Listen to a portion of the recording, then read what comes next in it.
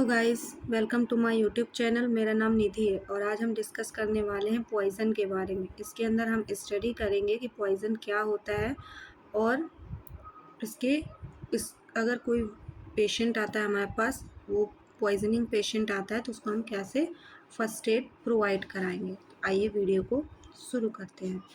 सबसे पहले अगर हम देखेंगे डेफिनेशन क्या होती है पॉइजनिंग की, तो poisoning is a condition that occurs when a harmful substance called a poison और toxins enter the body and cause damage to the body organs or systems. These poison can enter the body by swallowing, inhaling, injecting or absorbing their the skin.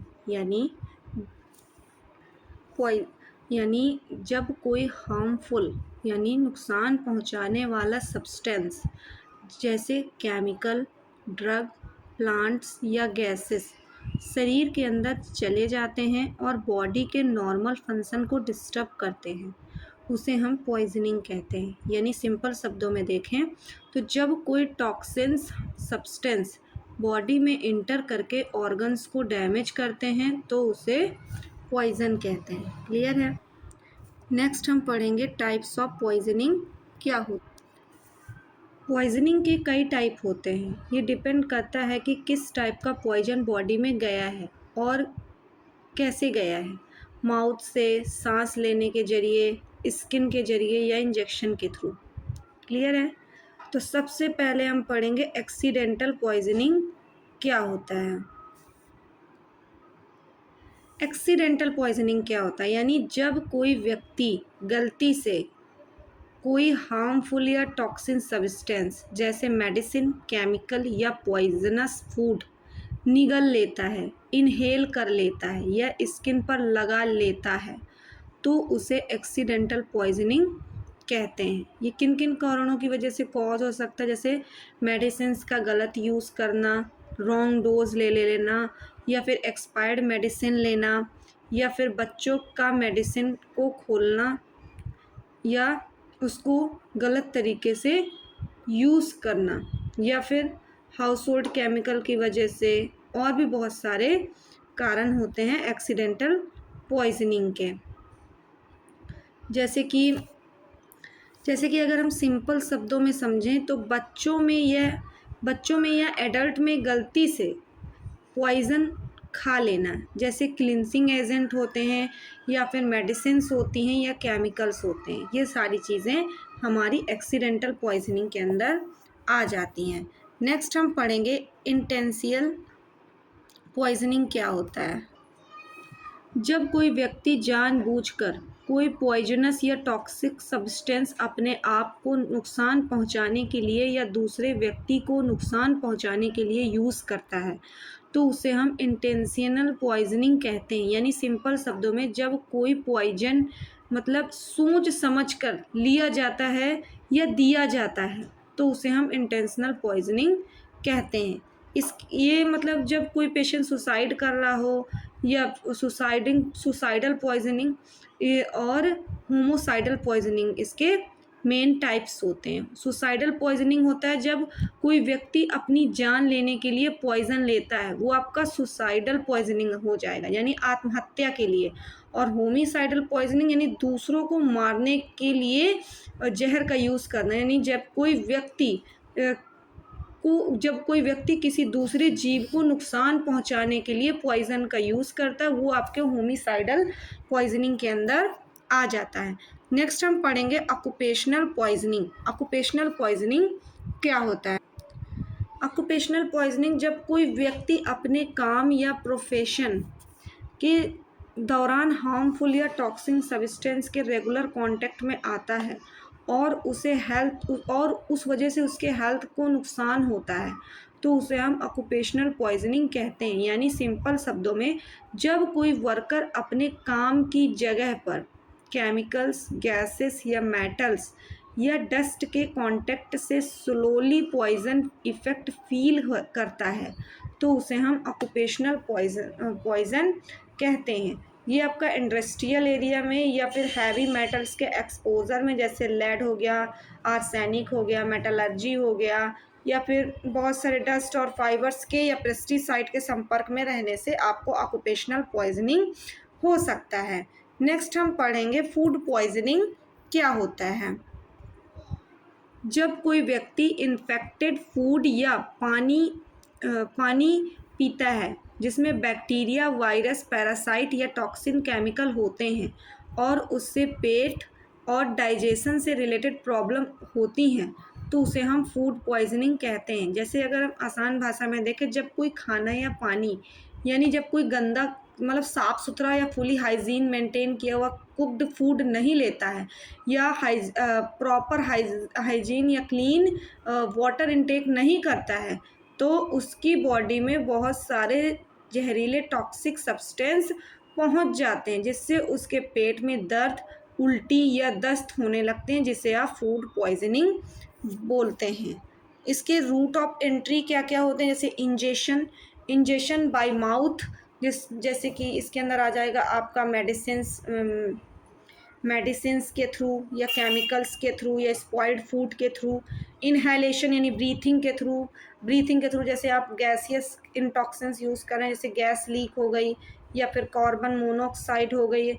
Injection के through आप drug overdose ले रहे हो या फिर आपको insect या snake bite हो रहा है, या आपका एब्जॉर्प्शन बाय स्किन के थ्रू, जैसे आप पेस्टिसाइड के संपर्क में आ रहे हो, इंडस्ट्रियल केमिकल के सब्सटेंसेस के संपर्क में आ रहे हो, तो आपके ये 4 थे रूट ऑफ एंट्री जिनके जरिए पॉइजन आपकी बॉडी में इंटर करता है।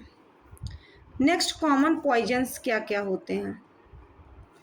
कॉमन पॉइजन्स होते हैं जैसे कि ड्रग्स और मेडिसिन्स, जैसे pain killer, sedative etcetera. House hold product होते हैं जैसे ब्लीच हो गया, डिटर्जेंट हो गया या केरोसिन हो गया, ये आपके कॉमन पॉइजन्स होते हैं। पेस्टिसाइड्स और जो इंसेक्ट्स को मारने के लिए, पेस्ट को मारने के लिए आप यूज़ करते हैं। इंडस्ट्रियल केमिकल्स या फूड टॉक्सिन्स, फूड को साफ़ सुथरा करने के लिए गंदे या अनहाइजेनिक फूड या वाटर का इंटेक करने की वजह से, या फिर स्नेक और इंसेक्ट काट लेते हैं आपको, या अल्कोहल और नारकोटिक्स जो लोग ज़्यादा इंटेक करते हैं, ये आपके कॉमन पॉइजन्स होते हैं। नेक्स्ट हम पढ़ेंगे जो लोग पॉइजन इंटेक कर लेते हैं उनके अंदर क्या क्या साइन एंड सिम्टम्स देखने के लिए मिलते हैं। तो सबसे पहले पेशेंट के अंदर देखने के लिए मिलता है हमें नॉजिया और वॉमिटिंग, एब्डोमिनल पेन देखने के लिए मिलेगा, ड्राउजीनेस देखने के मिलेगा, पेशेंट हमारा अनकॉन्शियस रहेगा, ब्रीथिंग या सांस लेने में उसको प्रॉब्लम होगी, हेडेक महसूस होगा या डिजीनेस महसूस होगी, कन्फ्यूज़न महसूस होगा और अलर्टनेस बिहेवियर में अलर्ट बिहेवियर देखने के लिए मिलेगा। बर्न्स और स्टेन अराउंड द माउथ के अराउंड चारों तरफ जलन सी फील होगी, या फिर फिट्स और कन्वर्जन के भी चांसेस हो सकते हैं। अगर आपको पेशेंट मिलता है पॉइज़न का पेशेंट, तो आप सबसे पहले क्या करोगे, तो सबसे पहले आप पेशेंट को चेक करोगे। क्लियर है। चेक करने के बाद आप सीन को चेक करोगे कि उसने क्यों पॉइज़न इनटेक किया है, और अगर आप अवॉइड कर सकते हो पॉइज़न को, तो आपको उस व्यक्ति को बचाना है और ख़ुद को भी बचाना है। जो पॉइज़न उसने इनटेक किया हुआ है उसके संपर्क में खुद को भी आने के लिए बचाना है। नेक्स्ट हम कांटेक्ट करेंगे मेडिकल सर्विसेज को इमीडिएटली। हम फिर पॉइज़न की आइडेंटिफाई करेंगे कि पेशेंट ने ऐसा कौन सा केमिकल या पॉइज़न के संपर्क में आया है जिसकी वजह से उसकी ये हालत हुई है। नेक्स्ट हम ये कंफर्म करेंगे कि do not induced vomiting, patient को हम वॉमिटिंग की है कि नहीं की है। अगर पेशेंट ने वॉमिटिंग नहीं की तो हम उसको वॉमिट कराने की कोशिश करेंगे। वॉमिट किया या फिर inhaled to move the person, हम पर्सन को फ्रेश एयर में, अगर उसने इनहेल की थी कोई ऐसी गैस जो जहरीली गैस है, तो हम उस पर्सन को उस जहरीली जगह से या टॉक्सिफाइड एरिया से निकाल करके उसको कहीं फ्रेश एयर में ले जाएंगे। अगर बाई स्किन उसकी बॉडी में एंटर हुआ है तो हम उस बॉडी पार्ट को प्रॉपरली वॉश कराएंगे ताकि वो पेस्टिसाइड या फिर जो भी इन्फेक्शन उसका स्किन के थ्रू एब्जॉर्ब हुआ है तो वो उससे दूर हो जाए। अगर आइस के थ्रू गया है तो हम जेंटली रनिंग वाटर से हम एटलीस्ट 15 मिनट तक अपने आइस को 15 मिनट में अपने आइस को प्रॉपरली क्लीन करेंगे। अगर वो जो टॉक्सिन सब्सटेंस है अगर वो सॉल्विंग के थ्रू गया है तो गिव वाटर और milk only the person in conscious और नॉट वॉमिटिंग, हम पेशेंट को प्रोवाइड करेंगे। देन मॉनिटर करेंगे हम पेशेंट की ब्रीथिंग और पल्स। यदि पेशेंट की ब्रीथिंग और पल्स नॉर्मल है तो हम पेशेंट को सीपीआर प्रोवाइड नहीं करेंगे। यदि पेशेंट के हमारी ब्रीथिंग और पल्स एबनॉर्मल है तो हम उसको प्रॉपर सीपीआर प्रोवाइड करेंगे। कीप द पॉइजन, पॉइजन को हम कंटेनर में रखेंगे और पेशेंट और भी बहुत सारी चीज़ों को आइडेंटिफाई करेंगे और पेशेंट को हम हॉस्पिटल पहुंचाएंगे और उसका ट्रीटमेंट शुरू करेंगे। नेक्स्ट हम पॉइजन से बचने के लिए क्या क्या प्रिवेंशंस कर सकते हैं, तो हमें keep all medicines and chemicals out of children reach, यानी जो भी हमारे मेडिसिन्स और केमिकल्स हैं हमें उनसे उन चीज़ों को बच्चों से दूर रखना चाहिए। लेबल ऑल कंटेनर्स प्रॉपरली, हमें हर एक कंटेनर में लेबल प्रॉपरली लगाना चाहिए। Avoid storing foods and chemicals together, हमें फूड्स और केमिकल को स्टोर करना बंद करना चाहिए, उनको अवॉइड करना चाहिए। Do not take unknown medicine and herbal remedies, हमें कोई भी अननोन मेडिसिन या हर्बल रेमेडीज़ को अप्लाई नहीं करना चाहिए। Follow safety measures while using pesticides and industrial chemicals, हमें हमेशा सेफ्टी मेजर्स का यूज़ करना चाहिए। कब जब हम किसी पेस्टिसाइड को यूज़ कर रहे हैं या फिर हम इंडस्ट्रियल केमिकल के संपर्क में आ रहे हैं। Do not mix cleansing agent,